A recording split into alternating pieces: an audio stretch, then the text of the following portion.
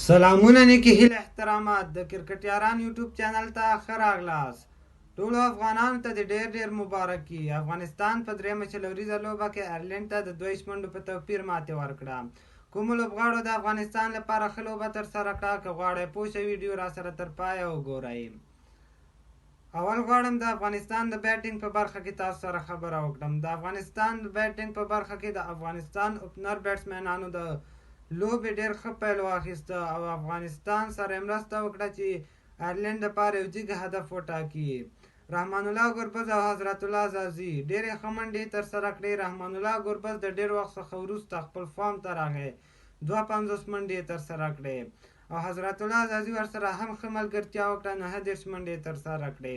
په میډل آرډر کې د افغانستان بل بیټسمن ابراهیم ځدران د افغانستان دپاره 40 منډې ترسره کړې او د لوبې په اخر کې نجیب الله ځدران بیا هغه لوبغاړی چې د افغانستان لپاره یې لوبه تیزه ترسره کړه او 42 منډې یې ترسره کړې او افغانستان وکولی شو د آیرلینډ لپاره د 190 منډو هدف وټاکي.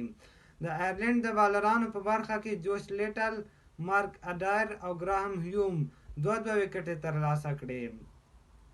بیا د آیرلینډ د بیټینګ په برخه کې هغسې لوبه ونه کړه لکه څنګه چې په 2 چلوریزو لوبو کې د افغانستان په مقابل کې لوبه ترسره کړې وه. وکټ یې زر له لاسه ورکړې. یوازې 2 بیټسمنان د آیرلینډ وکولی شو چې هغوی دپاره څه ناڅه منډې ترسره کړي. جوش ډاکټرل د آیرلینډ دپاره 58 منډې ترسره کړې او تر اخره پورې ناټ اوټ پاتې شو.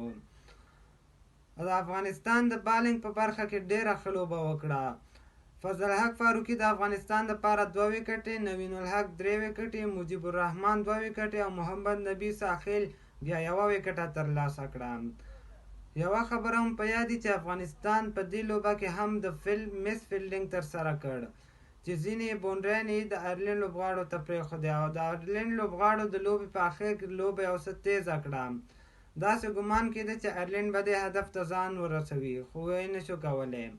ټولو افغانانو ته د ډېر مبارکي. د افغانستان د لا بریاو په هیله.